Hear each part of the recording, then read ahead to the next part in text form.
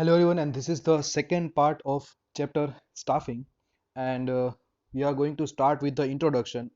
Importance. And in the last video, we just completed the characteristics of staffing. તો આપણે importance સમજવાનું છે, right? So let's see કે staffing નું કેટલું importance છે, right? So it is written that staffing occupies an important place. Right? મેનેજમેન્ટમાં સૌથી important place છે. જેમ ઇન્ડસ્ટ્રીઝ વધારે ડેવલપ થઈ હતી એવી રીતના ઇમ્પોર્ટન્સ છે સ્ટાફિંગનું એ ઇન્ક્રીઝ થતું ગયું. And an organization without a staff is like a mere skeleton. This can be asked in the VSQ, so please tick this. And તમને એક્સરસાઇઝમાં 2 માર્ક્સનો સ્ટેટમેન્ટ પણ પૂછાઈ શકે that an organization is considered without staff is like a mere skeleton.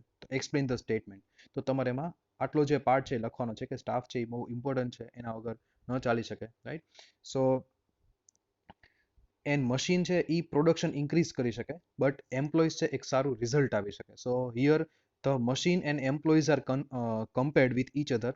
Machine is an asset and even employees are also an asset. બંને factors of production જ છે, but this is a living factors of production and machine are non living. So એવું કહે છે કે machine ખાલી production જ increase કરી શકે, બટ એમ્પ્લોઈઝ છે એ આખા કંપનીનું એક સારું રિઝલ્ટ આપી શકે. Therefore employees are very important and they are the only living factors of production. એટલા માટે એનામાં ફિલિંગ્સ, સેલ્ફ રિસ્પેક્ટ આ બધી વસ્તુ હોય તો એનું ધ્યાન રાખવું પડે, right? And there is one expert જેને એવી વાત સાચી કીધી છે that mind your man, man will mind everything for you. Meaning કે તમે તમારા ખાલી જે એમ્પ્લોઈઝ છે એમનું જ ધ્યાન રાખો, તમારા એમ્પ્લોઈઝ તમારું બધું જ ધ્યાન રાખશે. સો હિયર આમાંથી આપણે એટલી ખબર પડી ગઈ કે સ્ટાફ છે કંપનીનો ઇટ ઇઝ વેરી ઇમ્પોર્ટન્ટ અને તમારે એનું બહુ સારી રીતના ધ્યાન રાખવું જોઈએ. So now let's understand the importance with the help of the headings. The first importance of staffing is driving force. Okay. It is written that content and an efficient staff is the driving force of an organization. Only an efficient staff can accomplish. Means કે તમારા કંપનીનો જો staff, તમારે ફર્મનો જે staff dedicated હોય, બહુ સારો હોય, તો એ તમારી ઓર્ગેનાઇઝેશનને એક અલગ ડાયરેક્શન, અલગ એનર્જી આપી શકે and it can lead you to achieve the objectives of the firm. મતલબ તમારા ફર્મનો ઓબ્જેક્ટિવ છે એ બહુ ઇઝીલી અચીવ થઈ શકે અગર તમારી પાસે સારો સ્ટાફ હોય તો. So that is the first importance. Second is dynamic activity.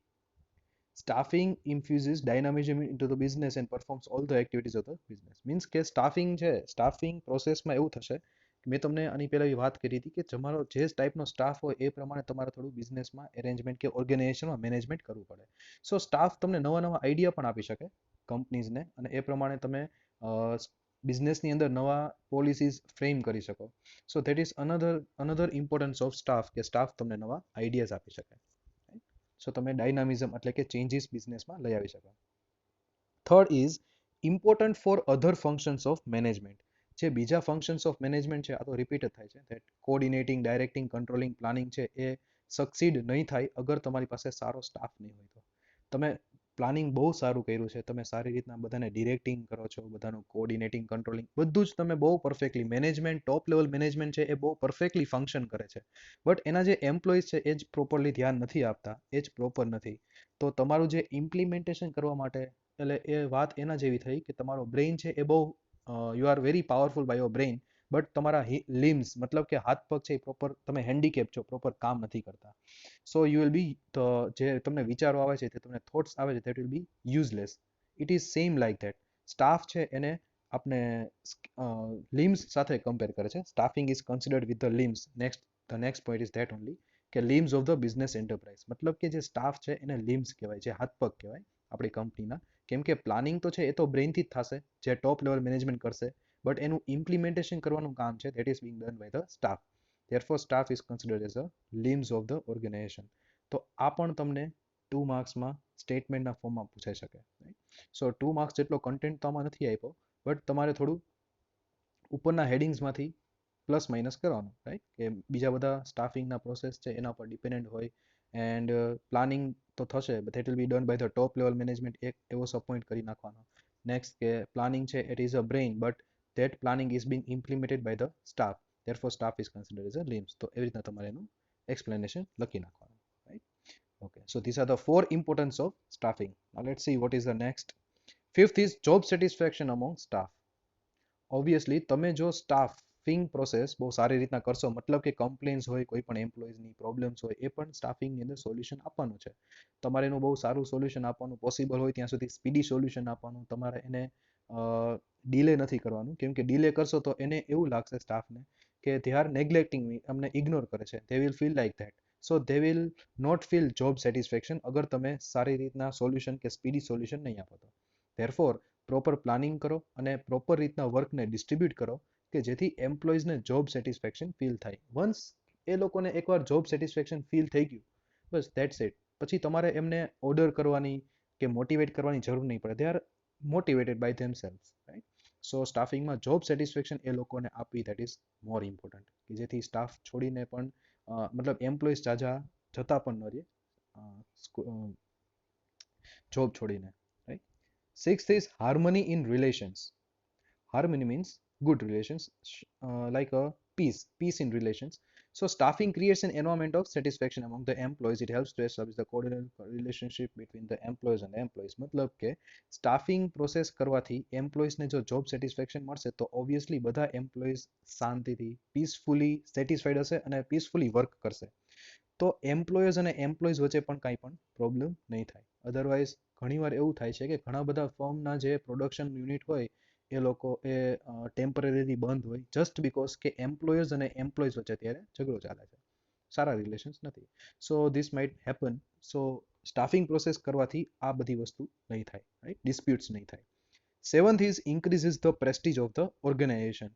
કે સારો સ્ટાફ હો, સ્ટાફિંગ પ્રોસેસ સારી કરવાથી ઓર્ગેનાઇઝેશનની જે એક ઇમેજ છે, પ્રેસ્ટીજ છે, that will be increased in the society. તો એ જોઈએ. A contented and efficient staff is invaluable asset. It increases the prestige of the organization. જો કોઈ તમારી કંપનીનો એમ્પ્લોય હોય, if he is satisfied, if he is happy with his job, તો obviously એ ઘરે જોઈને કે એના ફ્રેન્ડ્સ, રિલેટિવ્સને તમારી કંપની વિશે સારી જ વાત કરવાનો છે. તો માઉથ ટુ માઉથ પબ્લિસિટીમાં તમારી કંપનીનું બહુ સારું ડિસ્કશન થશે. એન્ડ બીકોઝ ઓફ ધેટ તમારી ઓર્ગેનાઇઝેશનનું જે પ્રેસ્ટીજ છે that will be increased. સો સારો સ્ટાફ હો અને એમનું સેટિસ્ફેક્શન આપવું, that is more important. Eighth heading is continuous process. The very existence of the business is not possible without its staff. As long as business activities continue, staff and staffing process will also continue. મતલબ કે જ્યાં સુધી staffing પ્રોસેસમાં એવું નથી થવાનું કે તમે એકવાર સ્ટાફને રિક્રુટ કરી દીધો, એકવાર તમને મોટિવેટ કરી દીધો એટલે એ લોકો સ્ટાફ છે એ પ્રમાણે કામ કરશે.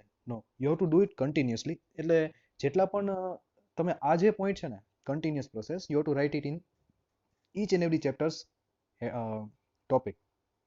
તમને પ્લાનિંગ ચેપ્ટર હોય, ઓર્ગેનાઇઝિંગ હોય, સ્ટાફિંગ, ડિરેક્ટિંગ, કંટ્રોલિંગ, આ બધાના કેરેક્ટરિસ્ટિક્સ કે ઇમ્પોર્ટન્સમાં આ એક પોઈન્ટ તો લખી જ નાખવાનો કે કન્ટિન્યુઅસ પ્રોસેસ. કેમ કે મેનેજમેન્ટના જેટલા પણ પ્રોસેસીસ છે, planning, organising, staffing, controlling, directing, તો એ બધામાં તમારે એ પ્રોસેસ તો કન્ટિન્યુઅસલી કરવી જ પડે.